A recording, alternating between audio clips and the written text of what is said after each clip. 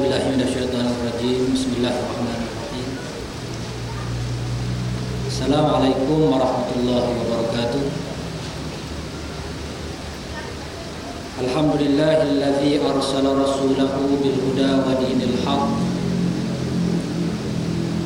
liyudhhirahu 'ala ad-dini kullih wa kafaa billahi shahida. Asyhadu an la ilaha illallah wahdahu la syarika lah wa asyhadu anna Muhammadan abduhu wa rasuluh. Allahumma salli wa sallim wa barik ala sayyidina Muhammad wa ala alihi wa sahbihi wa man tabi'ahu wa nasarahu ila yaumiddin. Rabbana aftah bainana wa baina qaumina bil haqq wa anta khairul fatihin. Rabbi shrah li sadri wa yassir li amri wa hlul 'uqdatam min lisani yafqahu qawli. Yang dikasihi pengurusi majlis Ibu Sulaiman,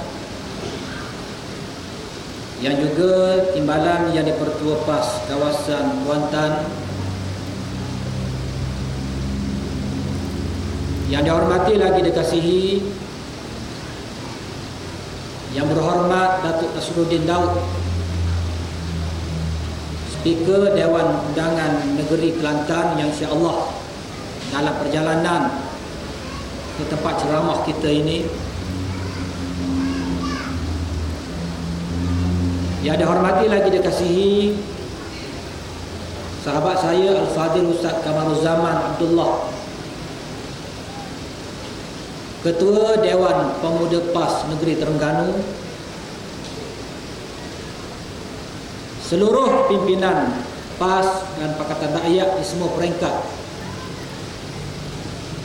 Dewan Ulama, Dewan Pemuda, Dewan Muslimat, sahabat-sahabat, para petugas unit amal, tuan-tuan, puan-puan, muslimin dan muslimat yang dikasihi sekalian. Pertama-tamanya marilah sama-sama kita lafazkan sebanyak-banyak kesyukuran kepada Allah Subhanahu wa taala, kerana pada malam ini kita berhimpun dalam satu siri penerangan yang dianjurkan oleh Parti Islam Malaysia PAS. Yang pertama bersempena dengan sambutan setahun kemenangan sahabat-sahabat kita di Dun Tanjung Lumpur ini. Yang kedua bersempena dengan seminar pelaksanaan Undang-Undang Jenayah Syariah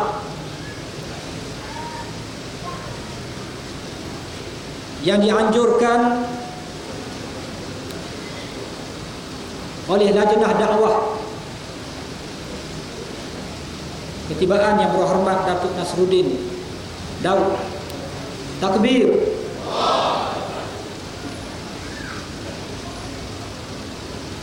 Bersempena dengan seminar pelaksanaan Undang-Undang Syariah, bagi kita memberi penjelasan kepada masyarakat tentang apa yang dimaksudkan dengan kanun jenayah syariah ataupun undang-undang jenayah syariah itu, yang telah disebut sebahagiannya oleh pengerusi sebentar tadi.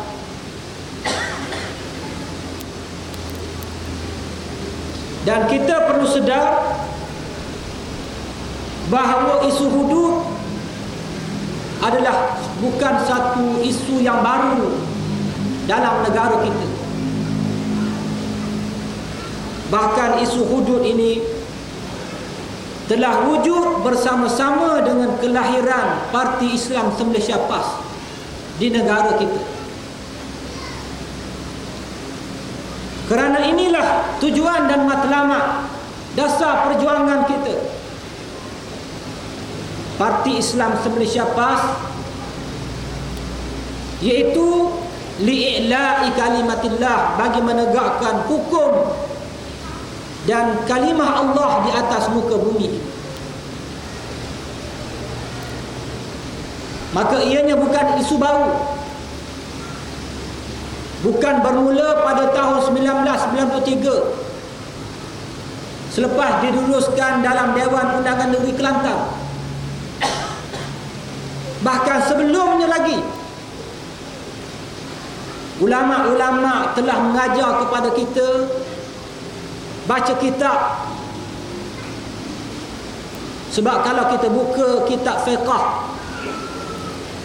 ada di sana perbahasan tentang ibadat, tentang muamalat, tentang munakahat dan tentang jinayat.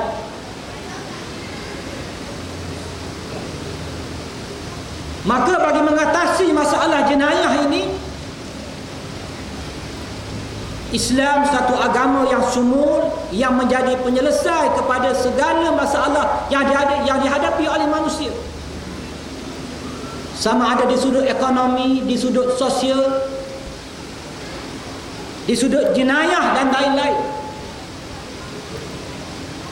Maka Islam mengemukakan satu formula penyelesaian bagi mengatasi masalah jenayah yang berlaku di kalangan manusia, dengan memperkenalkan undang-undang jenayah ini. Dan hudud salah satu daripada 3 hukum, iaitu qisas, hudud dan ta'zir.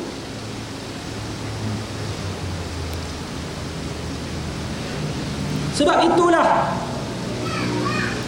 isu hudud bukan isu yang kecil, bukan isu sampingan.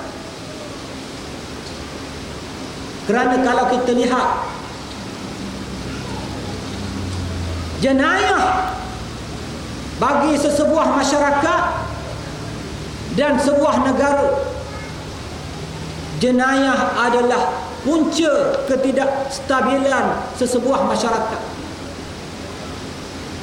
Jenayah adalah punca kurangnya produktiviti negara.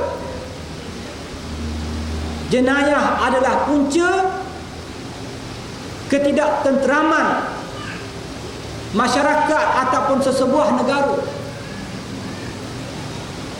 Maka Islam melihat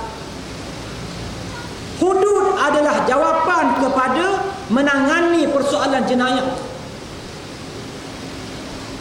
Maka isu hudud bukan isu yang kecil. Dia berkait dengan segala aktiviti kehidupan manusia atas muka bumi. Oleh kerana itulah kita memperjuangkan isu ini. Dan tidak ada seorang pun boleh nafikan kesungguhan dan keikhlasan PAS dalam memperjuangkan hudud. Benda yang kita tak buat. Kita telah bawa usul ke Dewan Undangan Negeri Kelantan bila kita berentah Kelantan, sehingga diluluskan enakmen jenayah syariah. Kita bawa waktu merentah di Terengganu walaupun sepenggal, sehingga berjaya diluluskan dalam Dewan Undangan Negeri Terengganu. Kita memberi penerangan. Kita akan adakan dialog dengan orang Islam, dengan bukan Islam, dengan pihak kerajaan, NGO yang Islam dan bukan Islam. Kita buat risalah, pimpinan kita tulis buku, macam-macam kita buat sebagai usaha untuk memberi penjelasan kepada rakyat dan masyarakat agar mereka faham dan dapat menerima salah satu daripada hukum dan ketetapan Allah Subhanahu wa taala. Dan kita kena ingat, hudud ini adalah satu ketetapan Allah. Yang ada orang kata hudud tak ada dalam Quran. Sedangkan Allah Subhanahu wa taala berfirman, "Wa tilka hududullahi fala taqtaduha. Wa tilka hududullahi fala taqrabuha." Dan banyak lagi ayat yang Allah Ta'ala sebut. Walaupun perkataan hudud ini tidak dikhususkan kepada undang-undang jenayah sahaja, tetapi memberi maksud bahawa ketetapan ada di sana perkara yang telah ditetapkan oleh Allah yang tak boleh kita pindah. Allah Subhanahu wa taala berfirman, "Wa ma kana lil mu'minin wa la mu'minatin idza qadallahu wa rasuluhu amran ay yakuna lahumul khiyaratu min amrihim. Wa man ya'sillaha wa rasulahu faqad dhalla dhalalan mubina." Dan tidak harus, tidak boleh orang yang beriman, lelaki atau perempuan, apabila Allah dan Rasul telah menetapkan sesuatu perkara, lalu dia mencari pilihan selain daripada apa yang telah ditetapkan oleh Allah. Dan siapa yang derhaka kepada Allah dan Rasul, sesungguhnya dia berada dalam kesesatan yang nyata. Tak boleh kita pindah. Sebagaimana pernah berlaku di zaman Nabi SAW, apabila seorang perempuan dari kalangan kabilah Bani Makhzum, kabilah bangsawan, yang mencuri, lalu nak dijatuhkan hukuman, keluarga perempuan ini minta supaya diringankan hukuman terhadap perempuan tersebut. Lalu dicari orang yang boleh memujuk Nabi SAW. Mereka minta Usamah bin Zaid, cucu angkat Nabi. Yang mengikut riwayat, Usamah ini adalah anak Zaid, anak kepada Zaid bin Harithah, yang pada waktu itu Zaid bin Harithah telah meninggal dunia. Dengan harapan Zaid ni anak angkat Nabi, kemudian bila dia dah meninggal dunia, ada Usamah ni cucu angkat Nabi, maka Nabi SAW boleh beri keringanan. Bila Usamah beritahu kepada Nabi, berubah muka Nabi. Lalu Nabi sebut, "Atasfa'u fi haddin min hududillah?" Adakah kamu minta syafaat dalam perkara yang telah ditetapkan oleh Allah? Lalu Nabi SAW memberikan satu ucapan yang masyhur. Sesungguhnya, "Innama ahlaka man kana qablakum idza saraka fihimus syarif tarakuh wa idza saraka fihimud dhaif aqamu alaihi al-had." Sesungguhnya binasa orang terdahulu daripada kamu bila yang mencuri itu orang yang mulia di kalangan bangsawan, dibiarkan, tak dijatuhkan hukuman. Dan bila yang mencuri itu di kalangan orang yang hina, di kalangan marhai, orang biasa, orang awam, dijatuhkan hukuman ke atas. Maka demi Allah, kata Nabi, "Lau anna Fatimah binta Muhammadin saraqat laqattu yadaha." Kalaulah anak Fatimah binti Muhammad, anak perempuanku sendiri yang mencuri, nescaya aku akan potong tangan. Nabi menjelaskan kepada kita perkara yang telah ditetapkan oleh Allah, kita tak boleh pindah. Begitu juga Allah Subhanahu wa taala sebut dalam satu ayat, "Wa ma kana fala wa rabbika la yu'minuna hatta yuhakkimuka fima shajara bainahum thumma la yajidu fi anfusihim harajan mimma qadaita wa yusallimu taslima." Maka tidak, demi Tuhanmu, tidak mereka beriman. Ulama tafsir menyebut dalam ayat ini Allah Ta'ala datangkan dua kali la. Yang pertama fala, maka tidak. Wa rabbika, demi Tuhanmu, la yu'minun, mereka tidak beriman. hatta yuhaqqimuka fima syajara bainahum, sehinggalah mereka jadikan kamu wahai Muhammad sebagai hakim pemutus hukum di kalangan mereka. Bukan sekadar itu saja, thumma la yajidu fi anfusihim harajan, kemudian tidak ada dalam diri mereka ini haraj. Haraj ini ialah kesempitan terhadap keputusan hukum yang telah diputuskan oleh Nabi. Maknanya kalau ada rasa tak puas hati, bukan mempertikaikan, bukan meragu, bukan menolak, rasa tak puas hati dengan keputusan yang telah ditetapkan oleh Nabi ini, orang ini tak dikira sebagai beriman. Wa yusallimu taslima, dan mereka menyerah diri kepada Allah dengan penyerahan yang sebenar. Kalau ada perasaan haraj pun tak boleh, apatah lagi meragukan undang-undang Islam, mempertikaikan, menghina hukum yang telah ditetapkan oleh Allah dan Rasul, lagilah tak boleh. Tapi kita lihat berapa ramai hari ini orang yang bercakap seolah-olah tak ada akidah. Sebab itu kita peringatkan, isu hudud ini bukan bahan mainan politik. Ia membabitkan akidah. Bila kita meragui ketetapan Allah, boleh menyebabkan keluar daripada Islam. Na'udzubillah min dzalik. Maka kita peringatkan terutamanya kepada pemimpin-pemimpin UMNO, jangan mereka nak raih sokongan masyarakat dengan mengeluarkan kenyataan-kenyataan yang boleh melibatkan akidah. Bila kita sebut, akhirnya lunak sikit. Dulu mereka bertikaikan,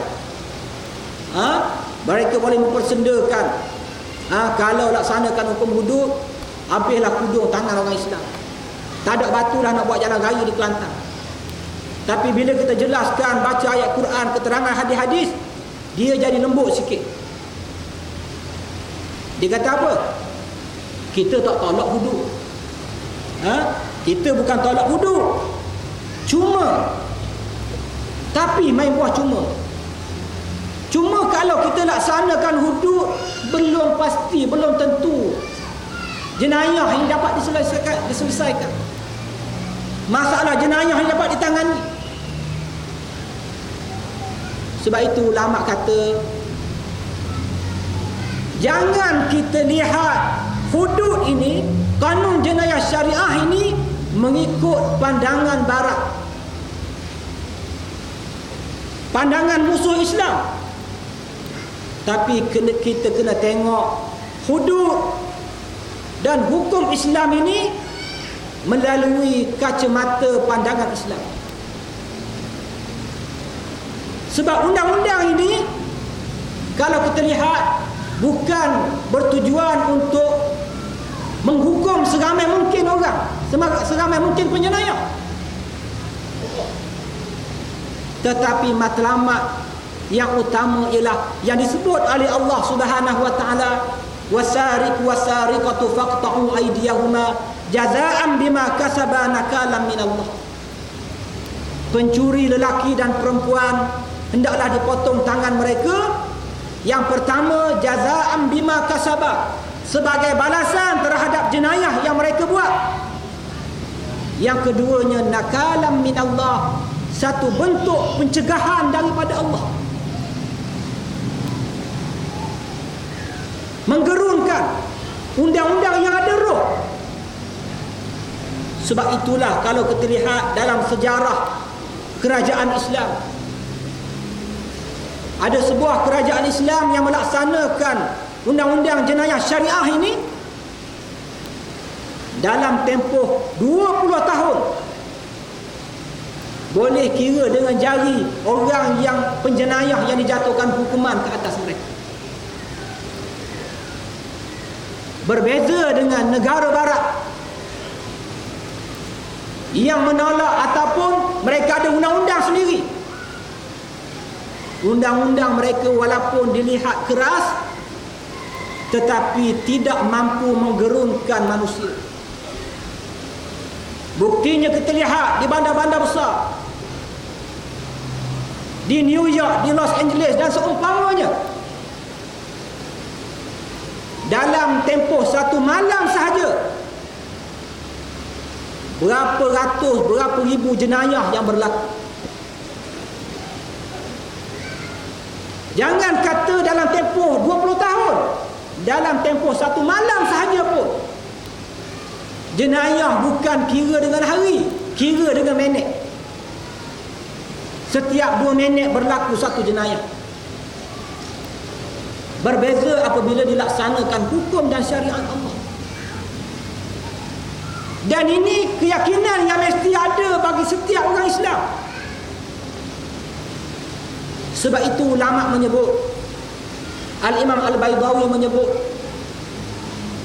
setiap perkara yang diperintahkan oleh Allah kepada kita lakukannya,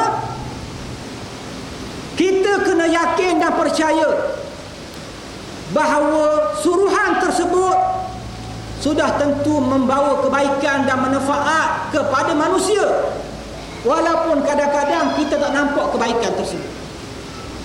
Kita tak nampak kebaikan bukan bermakna tak ada kebaikan. Kita yang jahil. Begitu juga setiap apa yang dilarang oleh Allah, kita kena yakin, kita kena percaya ia sudah pasti membawa mudarat dan keburukan, walaupun kita tak nampak lagi keburukan tersebut. Sama juga dengan apa yang ditetapkan oleh Allah. Maka ini satu keyakinan yang mesti ada. Sebab itulah Parti Islam Malaysia PAS, perjuangan ini kita letak bukan untuk manfaat politik semata-mata, kepentingan politik semata-mata, tetapi kita berjuang dalam jemaah ini, dalam parti ini, atas tuntutan agama, di atas dasar perintah Allah Subhanahu wa taala, supaya kita laksanakan seluruh apa yang diperintahkan oleh Allah Subhanahu wa taala kepada kita. Maka yakin dan percayalah, bila kita laksanakan apa yang diperintahkan oleh Allah. Cuba tengok Brunei, tak laksana pun lagi, baru diisytihar untuk melaksanakan undang-undang jenayah syariah. Baru ni disebut bagaimana indeks jenayah di Brunei turun dengan mendadak. Ini salah satu keberkatan yang dijanjikan oleh Allah Subhanahu wa taala dalam Quran. Walau anna ahlal qura amanu wattaqau lafatahna alaihim barakatin minas sama'i wal ardh. Kalaulah penduduk sesebuah negeri itu beriman dan bertakwa kepada Allah, ikut segala perintah Allah, ketetapan Allah, nescaya kami akan bukakan keberkatan yang turun dari langit dan yang keluar dari perut bumi. Ini keyakinan yang mesti ada pada kita. Tapi bila tak nak laksanakan, timbul macam-macam alasan. Tak kondusif lah. Macam mana nak laksanakan dalam keadaan masyarakat tak faham lagi hudud ni? Tuan-tuan, tolong sebut satu undang-undang, satu akta yang dikuat-kuasakan dalam keadaan semua orang faham, rakyat faham. Tak ada satu undang-undang pun yang dilaksanakan semua orang faham. Undang-undang jalan raya ke ni nak dilaksanakan GST ni, tuan-tuan faham tak? Saya sendiri pun tak faham. Tapi bila kerajaan nak buat, macam-macam alasan lah. Alasan lebih 160 buah negara dah buat ni, takkan kita tak buat lagi? Sedangkan undang-undang jenayah ini Allah Ta'ala dah sebut kepada kita lebih 1400 tahun yang lalu. Nabi dah cerita kepada kita, dan dah ada bukti kerajaan-kerajaan Islam bila laksanakan lahir keamanan, wujud keamanan. Tapi bila jenis tak percaya ni, orang yang Allah Ta'ala sifatkan dalam Quran, alladzina fi qulubihim marad, orang yang ada penyakit dalam hati dia, tak yakin kepada Islam, maka mereka akan cari pelbagai alasan. Muslimin dan muslimat yang dikasihi sekalian, jadi insya-Allah pada malam ini kita akan dengar dua orang penceramah. Seorang daripada Terengganu, seorang lagi dari Kelantan. InsyaAllah akan kongsikan dengan kita apa yang berlaku. Kalau baru-baru ini di DUN, Dewan Undangan Negeri Terengganu, bila wakil rakyat kita bawa usul untuk membahaskan NM jenayah syariah ni, jangan kita nak laksanakan, nak bahas pun tolak mentah-mentah usul tersebut. Kita akan dengar nanti. Saya ini sekadar warm-up je, memanah badan. InsyaAllah kita akan ambil manfaat dengan sepenuhnya dua orang penceramah kita pada malam ini. Mudah-mudahan perhimpunan kita pada malam ini diberkati dan dirahmati oleh Allah. Dan jangan lupa, apa yang kita dengar malam ini tolong panjang-panjangkan. Bila tuan-tuan dengar ceramah malam ni, pagi esok awal-awal lagi pergi kedai kopi, tuan-tuan kena ceramah pula cerita tentang kehebatan undang-undang Islam bila dilaksanakan, dan bagaimana akibat orang yang menolak hukum dan syariat Allah Subhanahu wa taala. Sekadar itulah, wallahu a'lam. Aku qauli hadza wa astaghfirullahal azim li wa lakum.